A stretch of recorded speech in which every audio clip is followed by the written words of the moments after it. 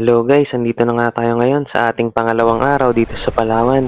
Ayun nga pala yung mga pupuntahan natin na lugar sa video na ito.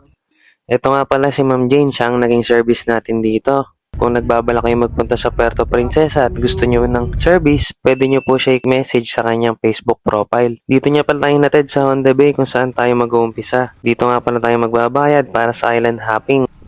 Kung kaya may mga grupo na 5 to 6 na tao, mas maganda magpunta dito ng maaga para makakuha kayo ng sarili nyong bangka para hawak na rin nyo ang inyong oras. Meron kasi silang tinatawag dito na joiner kung saan ay iba-iba kayong nasa bangka. Pero kung nagsosolo ka lang naman pwede ka namang mag-joiner para mas makatipid. Sa Starfish Island tayo unang pupunta. Mga 30 to 40 minutes din ang biyahe. Habang sila ay busy maglagay ng sunblock sa balat nila, ako naman ay tamang enjoy lang sa mga view na nakikita ko. Ang ganda pala talaga dito sa Palawan. Dati kasi nakikita ko lang to sa social media, pero ngayon nakikita ko na siya sa personal. Matapos nga ang mahabang biyahe, dito na tayo sa Starfish Island. At excited na akong bumaba sa isla na to dahil ang ganda. Parang ito lang inilalayan ko pag mabasa bangka, kaya ang ganda. Kapag nagawi pala kayo dito sa Starfish Island, mag-iingat kayo na makatapak ng sea urchin.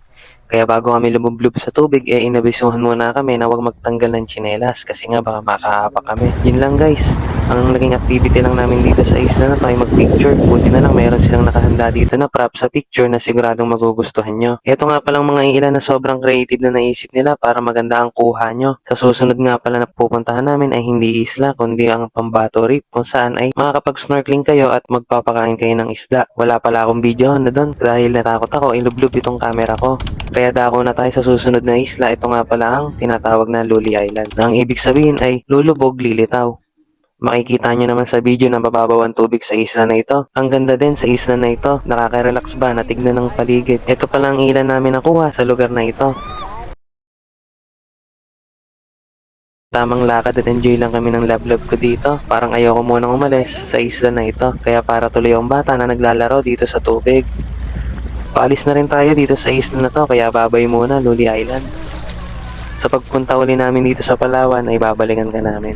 Papunta na nga tayo dito sa huling isla at ito ang Cowrie Island. Malayo pa lang ay natatanaw ko na maganda talaga itong isla na to. Diyan na nga rin pala kami manananghalian at magtatagal dahil ang sabi sa amin dito ay maganda magpalipas ng oras.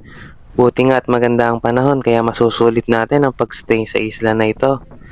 At nagaya na nga ang love ko na picturean ko daw siya sa view na to. Kaya bumukod lang muna kami sa pamilya namin saglit. Sobrang ganda lang talaga sa isla na to. Makikita nyo nga naman dyan sa video na ang ganda talaga. Matapos nga na magpicture kami, tamang enjoy lang kami dito. At naglalaro ng mahal-mahalan. Share ko lang sa inyo guys yung moment namin dito ng love ko. Hanggang sa pagbilang pupurahin lahat ng ala-ala kasama sila. Saglit lang tayo munang dalawa. Saglit lang tayo munang dalawa. Dahil tapos na ang moment namin, doon naisipan na namin magpunta dito at magpicture kahit na maulan. Sobrang lakas na ng ulan dito sa mga oras na ito. Pero kahit na ganyan, enjoyin lang natin ang bawat moment. Para kaming mga bata na tumatakbo sa ulan, pabalik na pala tayo sa Honda Bay pero maulan pa din. Gusto ko lang magpasalamat dito kay Sir Ryan at kay Sir Jojo na nakakasama natin sa island hopping. Sobrang bait at masikaso nilang dalawa.